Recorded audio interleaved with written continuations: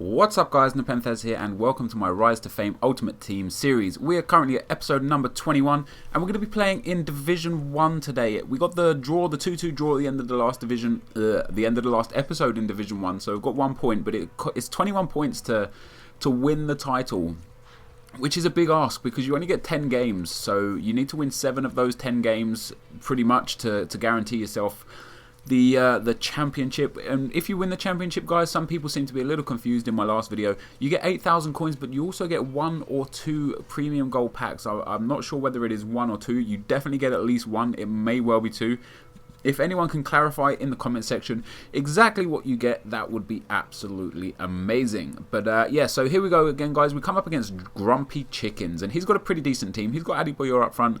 He's got Moses and Arshavin, but then the rest of his team is pretty weak. It's just your bog standard Premiership team. You know, you can get most of these guys for discard value. Adebayor is definitely a player who is worth a look, guys. One of my good friends, Hamio, he plays with Adebayor in every FIFA since Ultimate Team has been kind of released. And he's one of his favourite players in the game. He's very, very powerful. He's got 4-star skills. He's got a really strong weak foot. And although his pace isn't the most amazing, he definitely does the job. And if you play him up in a 3-man attack, and look at that miss. These guys are supposed to be professional footballers, for crying out loud. If you play him up in a 3-man attack, then Adebayor definitely has the ability to cause some huge damage because, you know, for the crosses that come into him, he's an absolute tank. So give Adebayor a check out. I haven't quite used him yet myself this time. I used him in last year's version of Ultimate Team, and I really, really liked him because of his 4-star skills mainly, because there's no 5-star skill strikers in the Premiership.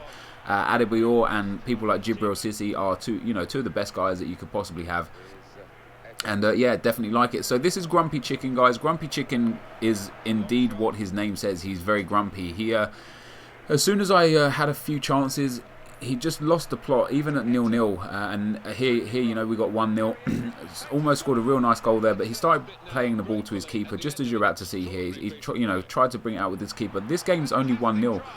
You know, FIFA 13 is one of those games where you could be 1-2 or 3-0 down and still manage to get enough chances to pull the game back if you're clinical enough. But this guy had just had enough and didn't want to play anymore. So he started acting like a little bit of a tit.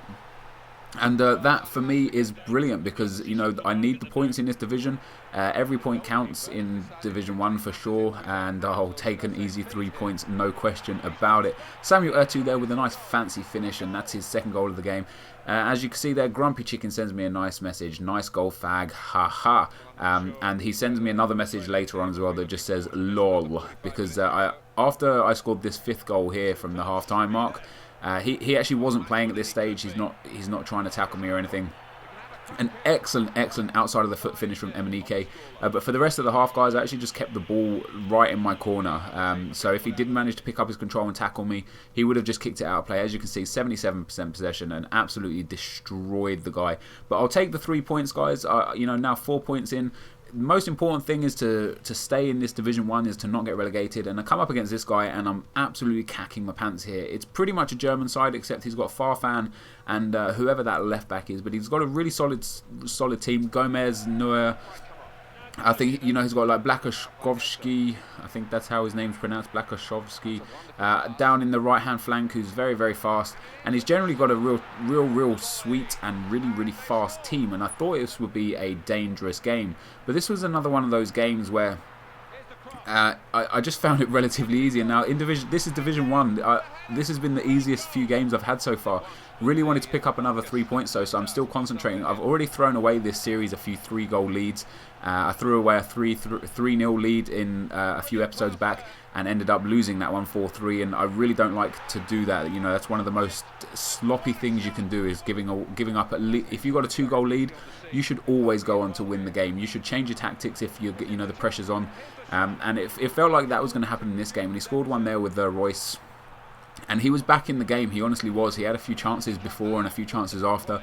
I managed to put him away though, guys, in the 90th minute. Denisov breaking free.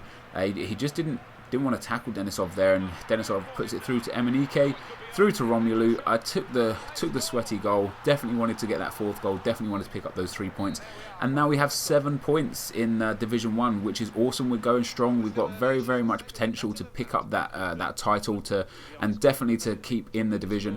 As you can see, guys, I completely outclassed that guy, even though he had a team far, far better than mine. And at this point, guys, I had quite a few coins. The projection there projects me to get around 27 or 28 points, which is pretty cool.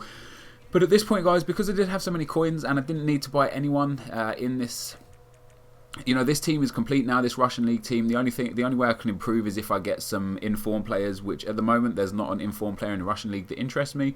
I'm not even sure if there's an informed player in the Russian League, and there's definitely not another player in the league that is better than anyone that I've got in my position. So after I went and sorted out my trade pile, discarded a couple of the things that weren't selling again. As I showed you before, I was quite surprised that manager card didn't sell. The manager 4222 for 200 coins. I would have thought that would have been a priceless card. I would have thought I'd have got a few thousand coins for that, but I couldn't sell it for love or money. And I decided, guys, to go and build myself a Liga do Brazil skill team. So one of the first players you want to pick up is Elkerson. This is about the 5-star skills. I know there's a lot faster strikers out there than Elkerson. And it's actually a shame because there's not many 5-star Brazilian strikers this time around that have pace. Robinho is now a left wing. Neymar is now a left wing. Lucas is no longer 5-star skills. They've really limited the options for Brazilian skill players, and I think Pato is going to be one of the best Brazilian strikers just because he's got good pace and 4-star skills. So I picked up Jadson and Rafael Sobeis there. Rafael Sobeis, one of my all-time favourite players from FIFA Ultimate Team.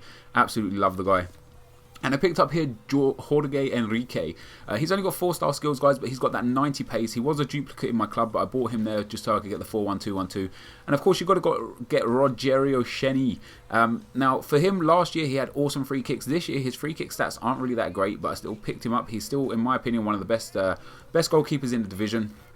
And I decided to not actually go for a Liga do Brazil full team because I didn't have enough coins to pick up some of the better left backs. Like I don't have enough yet to pick up Marcio Azevedo, but I will get him eventually. So I got Andre Santos in the meantime and Felipe Santana there. And Felipe Santana, guys, is an absolute tank. Like seriously, he's an insane centre back. I highly recommend him for any of your Brazilian hybrids or even for your Bundesliga hybrids. I think he's an absolutely superb player. I fell a bit short with coins, guys. I still needed 2 players in this team. As you can see, I'm just adding some contracts here because I've still got a few of those points left in my bank, so I can open a couple of packs, see if I can get something decent in one of the packs. Maybe something that I can sell on just so I can go ahead and buy another centre back and a left midfielder. Of course, the main aim for this Brazilian team is to get the Neymars and the Robinhos and the Hulks and the Patos and the David Luiz and the Lucio and the Thiago Silva and all, the Dani Alveses, the Maicons, the Marcelos, just basically all the better players that I can get with. But I'm quite happy with this team now. And that right back there, Danilo, he was actually a central midfielder in the last game in the FIFA Ultimate Team 12, but as a right back, he's insane. 3-star skills, 90 pace or 92 pace. He's just an insanely good player, and he's got a really good shot in him as well. It's actually like the reverse of what happened to Ilsinho from last year. Ilsinho was a right back in 11. He became a centre attacking midfielder in 12, and now I don't even know if he's in the game in 13 anymore. And if he is, he's definitely not 5-star skills, which is a bit of a shame. So I opened up a couple of packs here, guys. As per usual with me, didn't really get too much good stuff in there. Got one of the worst badges in the game there with that Liverpool badge, and got Vorm, the goalkeeper, as the best player, which isn't too great. Had enough FIFA points left for one more gold pack though, one more premium gold pack, guys. And yet again, for me, just didn't pick up anyone good. Now, apparently this guy, Laura, the right back, I already have him anyway, but apparently he's a decent right back, but I guess that's only because of his pace. His defensive attributes aren't really too good, although he does have an okay all-round card. I've also got that NepentheZ guy. He's actually got 4-star skills, 4-star weak foot, guys, and he's from the Russian league. So if you're looking for a cheap alternative with a 4-star foot, if you can't afford if you can't afford Danny, or if you can't afford Carlos Eduardo, you can go and get NepentheZ.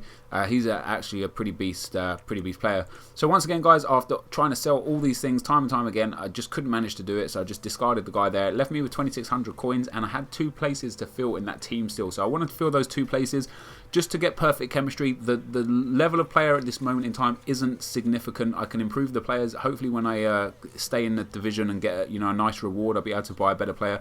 So I bought the centre back there, and I bought this guy Nikolai Emerson, the left winger. He's got 4-star skills. He cost me 500 coins and he's got 90 pace. So cannot complain about that. He's from Corinthians. The team gets 99 chemistry, guys. Just add a morale card and a fitness card here, and we'll be using this in the future episode, guys. So, as always, if you could leave a like, that would be absolutely amazing. Thank you guys very much for watching. I really appreciate all the views, all the support, and all of the good stuff that comes with it. Hopefully you're enjoying this series. Let me know what you think of it in the comment section. But thanks very much for watching, guys, and I will see you next time. Cheers.